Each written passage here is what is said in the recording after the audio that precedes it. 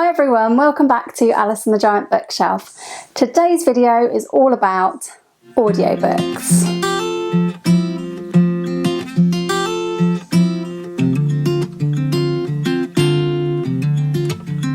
Hi everyone, welcome back to my channel, or welcome if you are new. My name is Alice and I have way too many books. And today I wanted to talk about one of my favourite ways of consuming books these days, which is audiobooks. I am definitely among the camp of people who believes that listening to a book means reading a book, and I think audiobooks are a great way to boost how much you're reading. So I thought today I'd do a bit of a chatty video about why I like audiobooks, how I got into them, and go through a sort of top 5 of all-time favourite audiobooks. Now, the reason I decided to do this video is because I realised that in my top 5 of the year so far, which I will be talking about in a video soon I expect, or in my 5 books of the year so far that have been 5-star reads for me, 4 of them I actually listened to on audiobook. And I don't think this has ever happened before, that so many audiobooks have been such favourites. I started out with audiobooks really because my husband is a big fan of audiobooks and he's been listening to audiobooks a lot longer than me and really now only consumes books through the medium of audio. And at some point back in 2018, I think it was, he convinced me that it was perhaps about time that I tried audiobooks and got an Audible subscription. I very nearly fell at the first hurdle with Audible because I started up my free trial. I thought I will pick a book that is like quite a new release and very popular. I was doing that to sort of try and maximise getting my money's worth for the free credit. Unfortunately, the book that I chose was Into the Water by Paula Hawkins, and I chose this because I had really enjoyed The Girl on the Train. If you've read Into the Water, and I'd love to hear from you in the comments if you've read it. It's a long time ago now obviously, but I believe there was more than 11 different narrators. As you can imagine, for a first experience of an audiobook, this was not ideal. It's made me very wary of picking audiobooks with multiple narrators because wow, it was hard work. And I wouldn't say this was a book I enjoyed, but I definitely wouldn't say it works as an audiobook. So yeah, my first experience of listening to audio nearly put me off for life. One of the reasons my husband strongly suggested that I get into audiobooks was, I think, because he thought I would get more done while listening to audiobooks. I would say that one of the factors behind being able to read so much lately is listening to audiobooks has definitely meant that I am reading more in a month, because I tend to listen to audiobooks daily, especially the main times I listen to them are when cooking, when doing any household chores, so I can get through an audiobook quite quickly depending on how much I've got to do around the house and how much time I'm getting to just sit and read a regular book. I had a look and I think in total in my lifetime since 2018 and starting Audible, I think I've listened to 49 audiobooks on Audible. I've recently discovered Libby, the library app, which is wonderful because you can borrow audiobooks for free, so I always check there first for audiobooks, and I've listened to 6 books already on Libby, which is pretty impressive as I've only really discovered it this year. I've also have listened to audiobooks on other apps. So this year I've read 13 audiobooks, and as I said, unbelievably, 4 out of my 5-star reads have been audiobooks. How did I get into audiobooks after the problem of Into the Water by Paula Hawkins? Well, I decided to listen to the first book in Ellie Griffith's Ruth Galloway series. I can't remember the name of the first one, but I'll put it up on the screen. And this has become a series that I have only listened to, so I've never actually read a Ruth Galloway book in a paper copy. I've only listened to it on Audible, and I have the latest one in the series downloaded ready to go. I haven't got to it yet, but I can't wait to find out that latest instalment. So the Ruth Galloway series was an example for me of a book that's just the right pace to consume on audio. So sometimes I find if something is too fast paced, I can't take it in easily. Sometimes I find if it's way too slow paced, I get bored of it on audio and stop listening to it. But largely, I think a lot of books are suited to the audio format. My biggest bugbear with audiobooks is when an unsuitable narrator has been chosen. So last week, for the very first time, I actually returned an audiobook on Audible, which is something you can do if you don't get on with your audiobook. And I just couldn't go any further with it. There was two narrators, and neither of them, in my opinion, matched up well to the narrative voice. For me, the deciding factor in whether I love an audiobook as opposed to liking it is how well that narrator matches that narrative voice that the author has written in. So some books really, really lend themselves to this, and there's a couple in my top 5, and they are ones I've listened to this year that really, really demonstrate this. Before we get into the top 5, I thought that I would talk about some honourable mentions of audiobooks I've really, really loved, but the reason why I haven't put these in my top 5 is because they were rereads, and a good audiobook to listen to in bed for me is one that I've already read as a physical book and therefore don't need to pay huge amounts of attention as I'm falling asleep. I also find audiobook rereads quite comforting. For example, during the early days of the pandemic, I really, really got back into listening to audiobooks all the time, and I did that through listening to Stephen Fry read the entire Harry Potter series. So that's my first honourable mention, and they are books I have read multiple times, so didn't really need to reread them. But having Stephen Fry read these books to you is like a perfect audiobook experience. So although those are big favourites, because it was a reread on audio, I'm not actually going to count them into my top 5. The other one I wanted to honourably mention was a reread this year, and it was a particularly good audio. It was Anne of Green Gables by L.M. Montgomery, and it was read by Rachel McAdams. And I didn't necessarily think that this would work going into it, but Rachel McAdams did such a great job, and my only regret is that she hasn't gone on to read the rest of the Anne of Green Gables series, because I would have loved listening to the rest of them on audio read by her. So somehow I have managed to come up with a top 5 favourite audiobooks of mine of all time. And when I say that I have managed to do this, I have already filmed this bit once and realised halfway through the list that I'd actually forgotten my very favourite one of all time. So this is the second time filming. And as a quick note on how I've chosen these books, I did just want to say that I didn't necessarily pick books that are my favourite books. These are where the audiobook is an absolute favourite audiobook. So what I mean by that, my criteria for it is that a lot of books for me are really good books that would be a great book regardless of whether you listen to them on audio or whether you read them in a paper copy or whether you read them on an ebook. And an example of that would be Great Circle by Maggie Shipstead, which I listened to earlier this year. Like, that is a brilliant book no matter what. I wouldn't say that the 2 narrators who narrated it were like especially well chosen. They were fine, they matched the characters pretty well, but they didn't do for me what a really, really excellent audiobook does, which is that perfect match between the narrative voice of the author in that book and the voice of the narrator being perfectly similar or perfectly suited to that narrative voice. So all of the books I've picked are in that latter category, so they may not necessarily come out as top favourite books of that particular year, but they were wonderful, wonderful audiobooks. So I hope that makes sense, but that was my criteria. I'm going to do 2 honourable mentions because I've had to bump something out of the top 5 to make way for the one I'd forgotten, and I already had one honourable mention. So one honourable mention that I listened to earlier this year on the Libby app was Coraline by Neil Gaiman. and this was actually narrated by Neil Gaiman himself.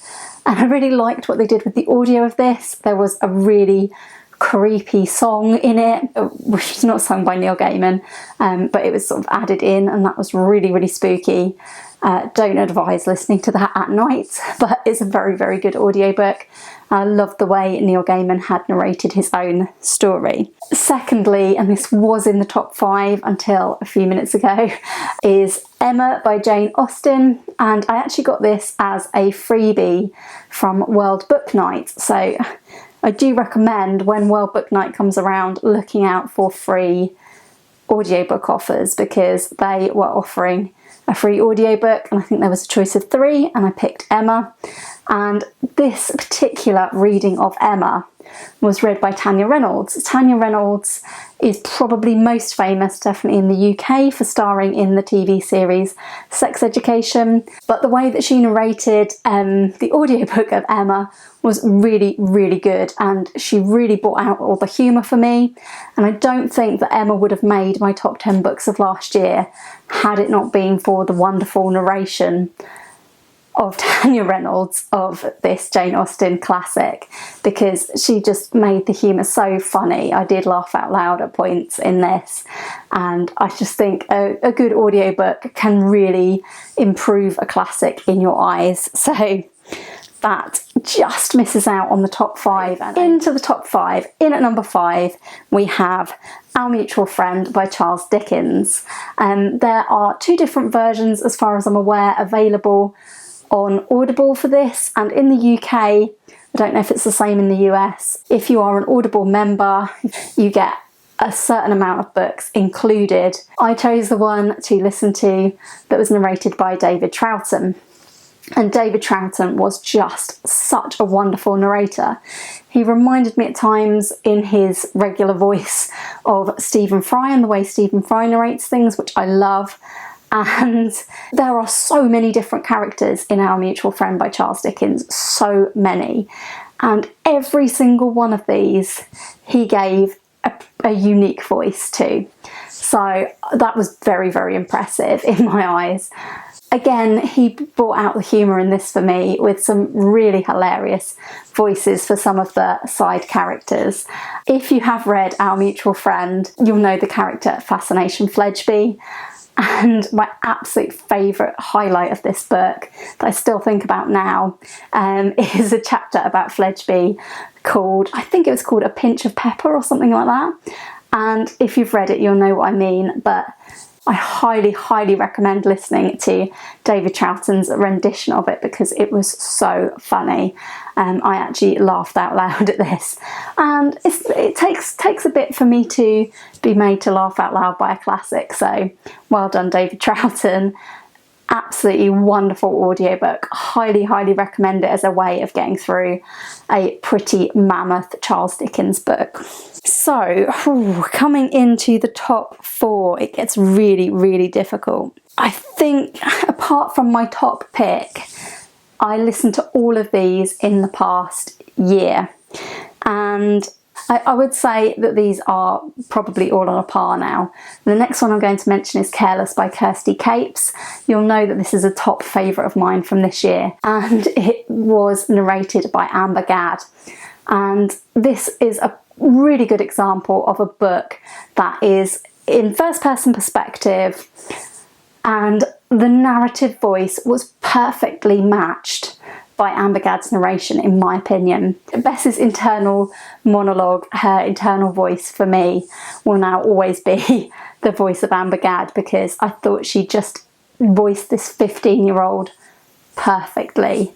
And yeah, I think it added to the book Careless for me, because it was just, you could really, really feel for Bess, and you really almost felt like you were hearing a friend's story, the way it was narrated. This was a book that I think was really, really well suited to the audio format, and it could have gone incredibly wrong by them getting the wrong narrator, but they got the right narrator who really matched Kirsty Capes' narrative voice. And yeah, fantastic, fantastic narration by Amber Gadd.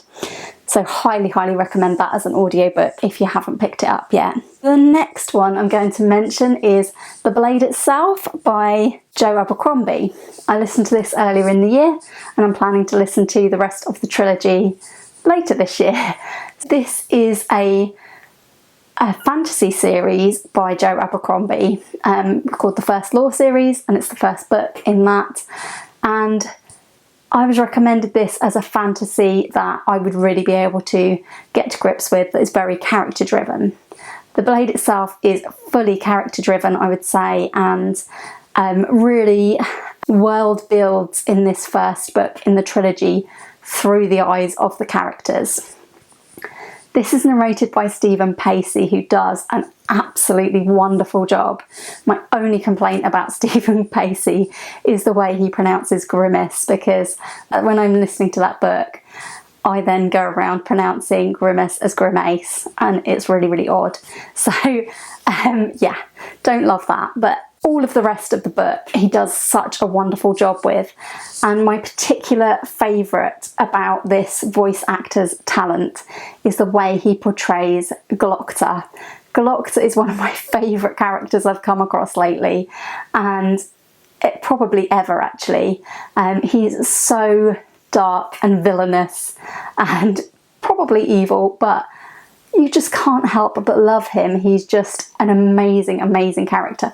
So anyway, Inquisitor Glocta. The wonderful thing about the way this is narrated is that Glocta, we find out, has in the past been tortured, and as a result of this, he has very few teeth.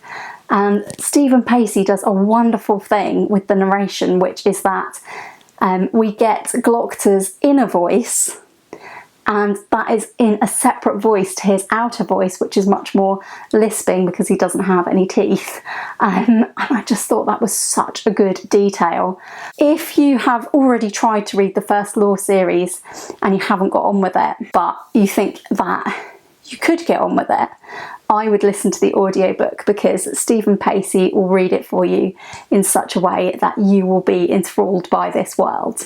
So next up, we're getting very close to the top, and we're also getting to the audiobook that I've read most recently, and I'm going to put it here at second place, although I do think it's one of the absolute best audiobooks I have ever heard. And this is the audiobook that I listened to for a tandem read along. I actually listened to this one on the Glassbox app, which I don't know a lot about, but that was where the book was, from Tandem, who kindly obviously set that all up. This was the book Fight Night by Miriam Taves. I've spoken about this book recently. I will keep speaking about this book because it's one of my absolute favourites of the year. It's only very short. It was about 6 hours long on audio. Fight Night, I should say, is narrated or brought to you from the perspective of Swiv, who is 9 years old. And Swiv lives with her grandmother and her mother, who is heavily pregnant with her baby sibling, Gord. The combination of Swiv and grandma is just one of the best relationships you will ever read about in a book. Go and get the audiobook of this, you won't be disappointed. But if you don't get the audiobook of this, get the book of this, you won't be disappointed. Fight Night is just a brilliant, brilliant story, but it's also so funny. And this one was narrated by Georgia Taves and also the author. And I think, from what I can remember, the author was probably the voice that voiced a long section where grandma was telling a story. But Georgia Taves did a wonderful job of bringing this story to life. This is another example of just a perfect match between narrative voice of the story and narrator's voice. She voiced 9-year-old Swiv so well, but she also brought grandma and grandma's stories to life so hilariously. Grandma herself was absolutely hilarious and formed a wonderful double act with 9-year-old Swiv. This is just a great audiobook. It's absolutely wonderful and it's so short as well. I might actually listen to it again because I loved it. I really, really loved this one. I mean, to be honest, Fight Night is probably my favourite that I've ever listened to, But we haven't quite done 5 yet, and the 5th one, the one I nearly missed out, but the one I cannot make a video about audiobooks without mentioning, is the definitive audio collection Sherlock Holmes, narrated by Stephen Fry. Obviously the Sherlock Holmes books are written by Sir Arthur Conan Doyle, but Stephen Fry brings them to life so well, and I'm aware this is a cheat. But here is a top tip for Audible. If you've got an Audible credit available, you can get the definitive Sherlock Holmes collection. That is to say, all of the Sherlock Holmes books. That's, what, 4 novels and at least 4 short story collections, I can't remember. All narrated by Stephen Fry, all for 1 credit, I believe. It's just such a good collection and such good value for money. Now, Stephen Fry, as I've already mentioned, is probably my favourite audiobook narrator because I just love the way he reads things. I think Stephen Fry could pretty much read me any book in the entire world and I would sit and listen to it, because I just think his voice is great and perfect for audiobooks. So I have listened to other audiobooks. I already mentioned the Harry Potter collection, and I also have volume 1 of the P.G. Wodehouse collection, which he has narrated.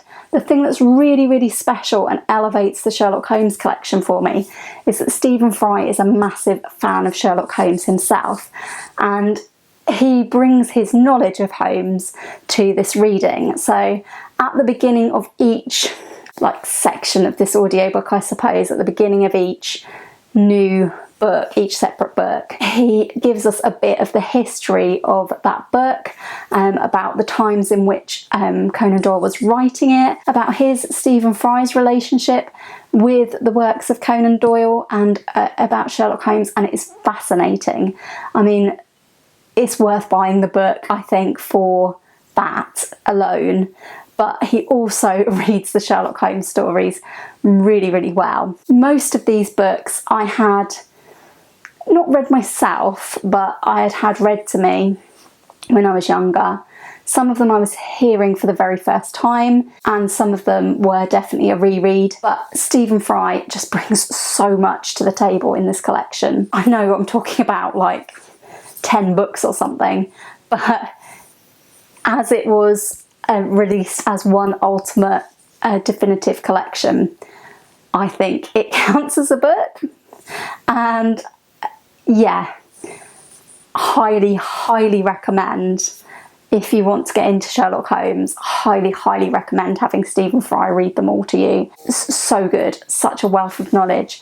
So yes, that was my top 5 audiobooks. Please chat to me in the comments down below. I really want to hear from you all about your feelings about audiobooks. Do you read them? Do you listen to audiobooks? If so, when do you listen to them? What is your relationship with audiobooks? And if you've read any of the ones that I'm talking about, please do let me know what you thought, and please do let me know what are your top 5 audiobooks. I would love to hear from the wider YouTube community. If you are a creator, I would love to hear your top 5 audiobooks. As you can tell, I'm very fond of audiobooks. They help me read a lot more, and I get a lot of pleasure out of listening to books. So yes, please do leave me a comment down below and discuss this with me. Please do give this video a like if you enjoyed it, and consider subscribing if you haven't already. And I do hope you'll join me again soon for another video all about books here on Alice and the Giant Bookshelf. Bye for now.